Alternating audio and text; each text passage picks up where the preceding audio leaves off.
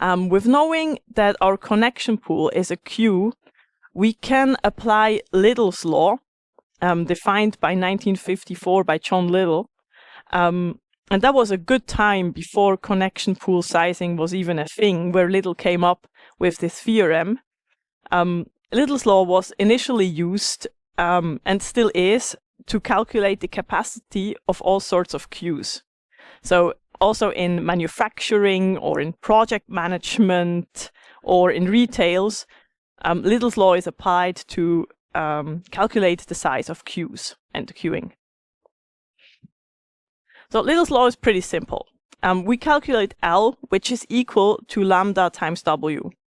L is the average numbers of customers that our maximal work in progress is. So work in process times divided by capacity. Lambda is our average arrival rate. This is our throughput that we're having. And W is the time spent in the system. This is also called our lead time or service time. And as you can see immediately here, the service time, or also called lead time, is the bottleneck in every queuing system. And that's important. So if we can reduce our service time, the system will be faster. This means the faster your query performance is, the less problems you will have. Let's have a look at a practical application of Little's law. Imagining we have a bookstore with 10 visitors arriving every hour.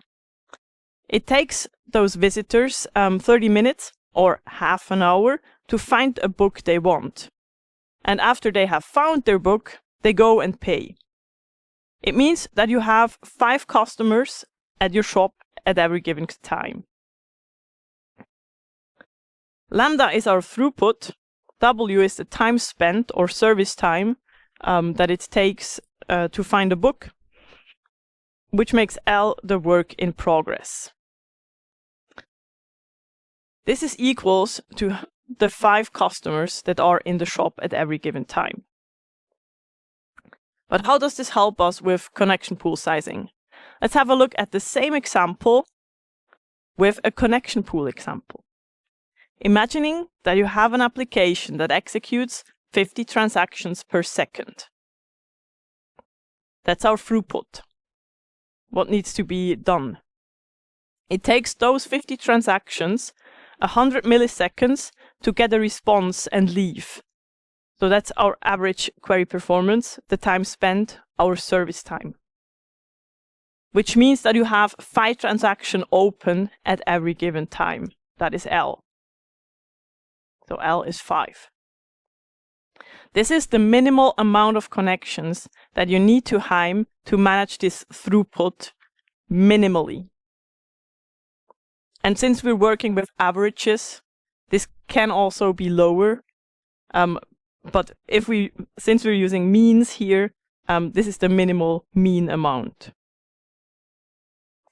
Under the assumption the workload is stable. But almost no workload is stable. If you want to stay ahead in your tech career, don't forget to like, share, and subscribe to Pathology on YouTube, Facebook, Instagram, and LinkedIn. Let's grow and optimize together.